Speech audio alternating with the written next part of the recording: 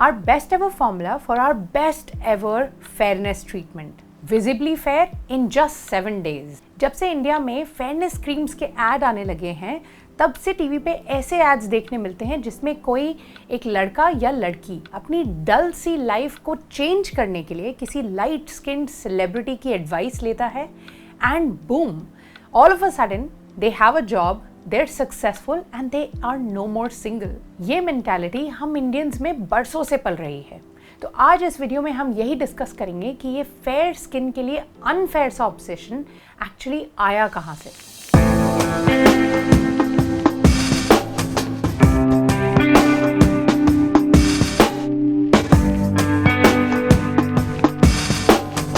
To 2019 में हुए एक स्टडी के हिसाब से इंडिया में फेयरनेस क्रीम्स का मार्केट 2023 तक 5000 करोड़ के वर्थ हो जाएगा। ये सिर्फ एक जॉ ड्रॉपिंग नंबर ही नहीं, लेकिन हर उस डार्क स्किन्ड इंडियन के इनसिक्योरिटी का एविडेंस है जिसे बचपन से साइकोलॉजिकली कंडीशन किया गया है कि ब्राइट और लाइट स्किन होगी जब उसकी, तभी उसकी वर्थ बढ़ेगी। ओ वेट, बचपन से कंडीशन किया गया है, ये कहना भी गलत है, क्योंकि इंडिया के ट्रेडिशनल आयुर्वेदिक सिस्टम के हिसाब से अगर एक प्रेग्नेंट वुमन केसर का दूध कंज्यूम करती है तो फीटस के कॉम्प्लेक्शन इंप्रूव होने के चांसेस बढ़ जाते हैं। इसका मतलब ये है कि बच्चा इस दुनिया में आने से पहले ही इस इलॉजिकल स्टैंडर्ड ऑफ फेयरनेस के लिए स्ट्रगल करता है। इंडिया में ये फेयर स्किन के ऑब्सेशन को समझने के लिए, इसके कॉजेज और इफेक्ट्स को समझने से पहले हमें समझना पड़ेगा the history of colourism.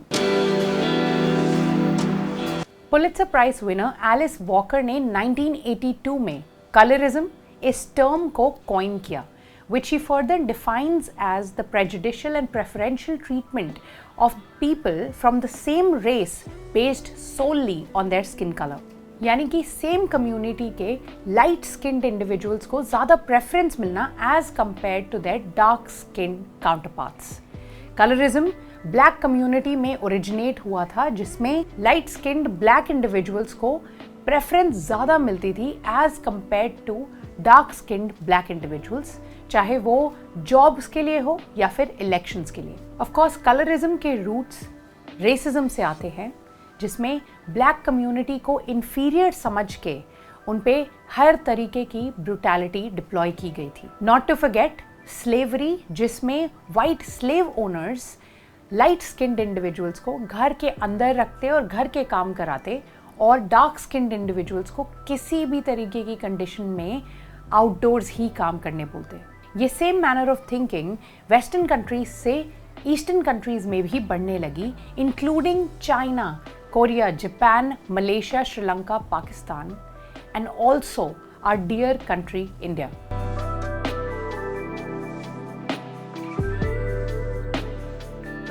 Colourism ने इंडिया तक का रास्ता कैसे तय किया, ये जानने के लिए we will have to go back as far back as 3000 BCE। Aryan invasion theory हमेशा से हिस्ट्री में एक हॉट टॉपिक ऑफ डिबेट रहा है, और उसी को आज और जानेंगे हम। तो ये माना जाता है कि 3000 साल पहले इंडिया में नॉर्थ वेस्ट से माइग्रेट करके कुछ लोग आए थे जो आर्यंस कहलाए जाते हैं, and they defeated the local population of India which were Dravidians and started ruling the Indian subcontinent. Historians के हिसाब से Aryans at the time were well built and tall.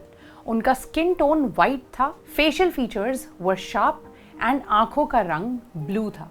Ancient India में आर्यन इमिग्रेंट्स और Dasyus, which means the Indian tribal population के बीच में काफ़ी conflicts रहते थे। ऋग्वेदा में ऐसे कई रेफरेंसेस हैं जिसमें दासियस को डार्क स्किन्ड पीपल की तरह रेफरेंस किया गया है, जिन्हें लाइट स्किन्ड आर्यन ने हरा दिया। कई स्कॉलर्स का ये भी मानना है कि Dasyus is the term which gave rise to the word das, जिसे आज हम जानते हैं as the word which is used for servants और स्लेव्स। उनके बीच हो रहे कॉन्फ्लिक्ट्स लैंड को कॉन्कर करने के लिए थे, ना ही बेस्ड ऑन रेस। लेकिन उसी ज़माने में इंडियंस की वो मेंटल कंडीशनिंग शुरू हो गई which led them to believe fair is the best. इसी मेंटालिटी की वजह से आर्यंस के जो लाइट स्किन डिसेंडेंट्स थे उन्हें अपर क्लास कंसिडर किया गया और इंडिजिनस इंडियंस के जो डार्क स्किन डिसेंडेंट्स थे उन्हें लोअर क्लास में कैटेगराइज कर दिया गया। इसी डिस्क्रिमिनेशन पे बेस्ड है हमारा infamous caste system.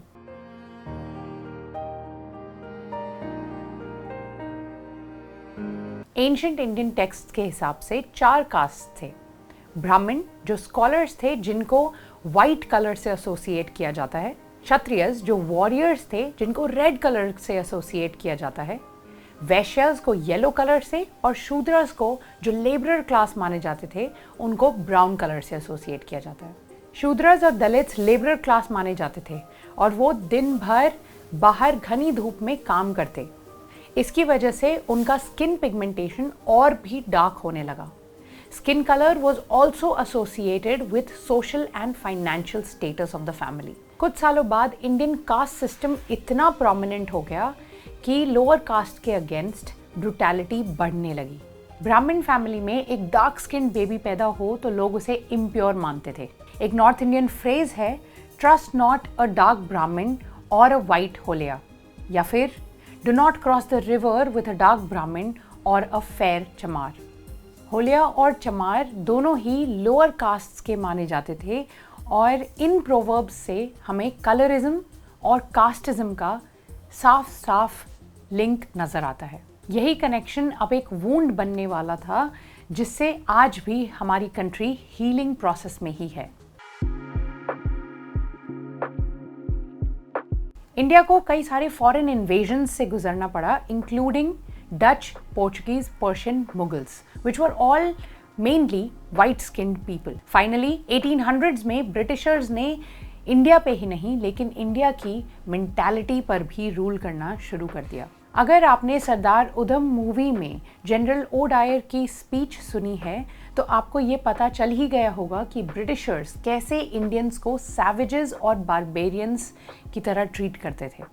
They discriminated amongst Indians based on their skin tone while they were racist towards all the Indians in general anyway. Let alone that all the jobs given to Indians were still lower than those given to the Britishers. Britishers ने colorism और racism को mix करके एक psychological weapon की तरह Indians के against use किया और आज भी यही mentality as psychological conditioning चली आ रही है काफ़ी लोगों में। एक कॉमन इंडियन इंडिविजुअल के मन में ये बात फिक्स हो चुकी थी कि लाइट या फेयर स्किन होना वेल्थ और पावर का सिंबल है और डार्क स्किन होना कई लेवल्स पर गलत है।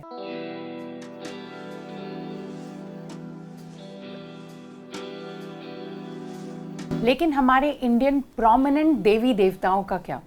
कृष्णा का तो मतलब ही ब्लैक है, लेकिन फिर भी उनके अपीयरेंस को भी हमने कलरिज्म का शिकार बना दिया और उन्हें ब्लू वॉश कर दिया। यहाँ तक कि कई इंडिविजुअल्स तो उन्हें वाइट वॉश करने के चक्कर में पड़े हैं। महाभारत और रामायण के बारे में हम सब ने बचपन से सुना है, लेकिन क्या आपको पता है कि इन दोनों एपिक्स में कई सारे पर्सनालिटीज बहुत डार्क स्किन थे। शुरू करते हैं सेज व्यास से, जिन्होंने खुद महाभारत लिखी थी। He was the son of Satyavati, जो एक फिशरमैन की बेटी थी और जो अपने डार्क कॉम्प्लेक्शन की वजह से बहुत खूबसूरत मानी जाती थी। Says Vyas was also dark skin, जिनकी वजह से उन्हें कृष्ण द्वैपायन कहा जाता है।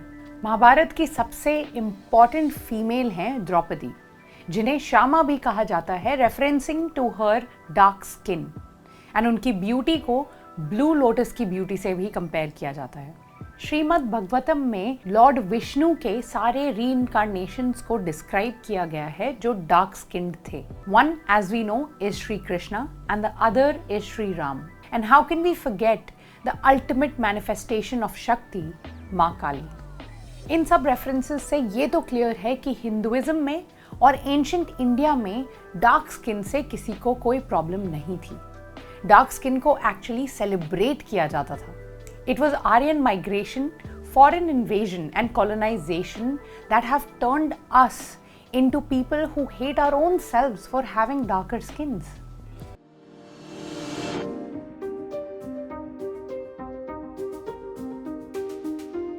इंडियन मार्केट्स के फेयरनेस क्रीम्स जो स्किन को वाइटन करने का प्रॉमिस करते हैं, उनमें सैकड़ों साल पुराना skin tone based preference reflect होता है। And guess who is hammering the concept of colourism even more in our brains? हमारी मीडिया। चाहे एड्स हो या films, lighter skin toned models या एक्टर्स को ही प्रेफरेंस दी जाती है। फेयरनेस क्रीम्स के एड्स में भी एक ही मॉडल के कई सारे चेहरे दिखाए जाते हैं to showcase the effectiveness of the cream.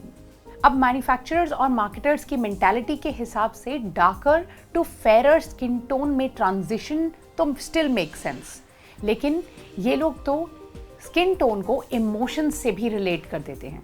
जहां उसी मॉडल का चेहरा डार्कर स्किन टोन वाले पिक्चर में एकदम उतरा हुआ दिखाया जाता है और फेरर कॉम्प्लेक्शन वाले पिक्चर में एकदम हंसता हुआ खुश चेहरा दिखाया जाता है, जैसे उनकी खुशी 7वें आसमान पर पहुंच गई हो। यही एड्स सालों से लोगों को सबलिमिनली इन्फ्लुएंस भी करते आ रहे हैं और कई लोगों को मेंटली टॉर्चर भी करते आ रहे हैं। ऑन द अदर हैंड, यही प्रोडक्ट्स बेचने वाले लोग डार्क स्किन्ड इंडिविजुअल्स की इनसिक्योरिटीज पर मल्टी बिलियन डॉलर्स इंडस्ट्री खड़ी करने की कोशिश करते आ रहे हैं। थैंकफुली 2014 में advertising standard council of India ने कुछ गाइडलाइंस स्टेट किए which said no advertisement should communicate any discrimination or reinforce negative social stereotyping on the basis of skin color। फिर भी कई सारे एड्स इनडायरेक्टली वही पुरानी घिसी पिटी मेंटालिटी रीइंफोर्स कर रहे हैं। कलरिज्म की हिस्ट्री बॉलीवुड में भी कूट कूट के भरी है। ओह होल्ड ऑन, डिड आई से हिस्ट्री? बॉलीवुड में तो आज भी कलरिज्म के हिसाब से फेयरेस्ट लोगों को ही लीड एक्टर और एक्ट्रेसेस का रोल मिलता है। 1965 में एक मूवी रिलीज हुई थी गुमनाम, जिसका एक गाना है हम काले हैं तो क्या हुआ दिलवाले हैं, जिसमें एक डार्क स्किन्ड हीरो अपनी फेयर स्किन्ड हीरोइन को बहुत ही ऑफेंसिव तरीके से प्यार जता रहा है। ही फर्दर सिंग्स, कहाँ भाग रही हो, काले से डर गई क्या? या अल्लाह, काले से डर गए क्या? जो क्लियरली डार्क स्किन्ड इंडिविजुअल्स को एज अ सैवेज डिपिक्ट करता है। ये इंस्टेंस तो फिर भी हम आज भुला दें, लेकिन मॉडर्न टाइम्स का क्या, जहां पे popular singers like Badshah are using the importance of fair skin as lyrics in their songs. 2019 में बादशाह ने एक गाना रिलीज किया था जिसका नाम था पागल, जिसमें देयर आर लिरिक्स, तेरी मम्मी की जय, क्या चीज बनाई, दूध पे जैसे आई हो मलाई।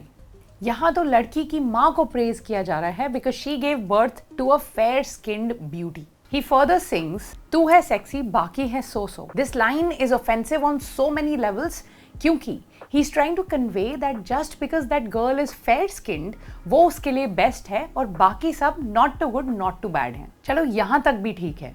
बॉलीवुड सॉन्ग्स में तो ऐसा ऑब्सेशन है फेयर स्किन को लेके कि बियॉन्से को भी नहीं छोड़ा। बियॉन्से के ब्राउन स्किन गर्ल गाने में उन्होंने रेसिज्म और कलरिज्म को इतनी ब्यूटिफुली डिमोलिश किया है, और उसके बाद बॉलीवुड में एक गाना आया जिसमें ये बोला गया कि तुझे देखकर गोरी बियॉन्से भी शर्मा जाएगी। अब बात बॉलीवुड पर आ ही गई है तो लेट्स टॉक अबाउट कि दुनिया के सबसे बड़ी फिल्म इंडस्ट्री का कलरिज्म में कितना हाथ है।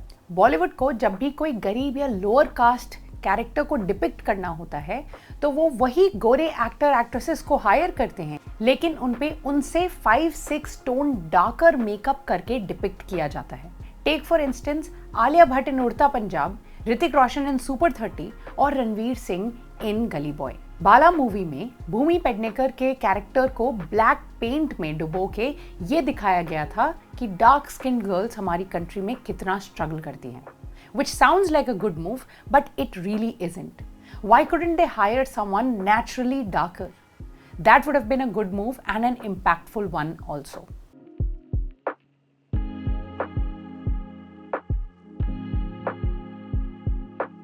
ऐसे कई फैक्टर्स में इंडिया का फेयर स्किन से ऑब्सेशन दिखाई देता है, and I wouldn't even call it obsession any more. It is a disease जो आने वाली जनरेशन्स में पास ना हो, उसके लिए हमें आवाज़ उठानी पड़ेगी। मैट्रिमोनियल साइट्स पे कॉम्प्लेक्शन का फिल्टर डला हुआ है। सरोगेट्स चूज करते time illogically somehow skin colour is given preference, and कोई डार्क स्किन गर्ल की शादी हो तो उसे दूल्हे की फैमिली को ज़्यादा दहेज देनी पड़ रही है जैसे कोई नुकसान भरपाई हो। All this is just another form of injustice which many dark-skinned Indians, including women, have gone through for centuries. Fairness creams के ingredients में कुछ ऐसे substances होते हैं जो cancer causing होते हैं, लेकिन कैंसर की तरफ बढ़ते हुए ये फेयरनेस के ऑब्सेशन को भी हमें रोकना पड़ेगा. It's time we change the parameters of beauty once and for all. आज का वीडियो आपको कैसा लगा वो हमें कमेंट सेक्शन में जरूर बताएं. Like, share and subscribe to Big Brain को, because we are here to make you think bigger.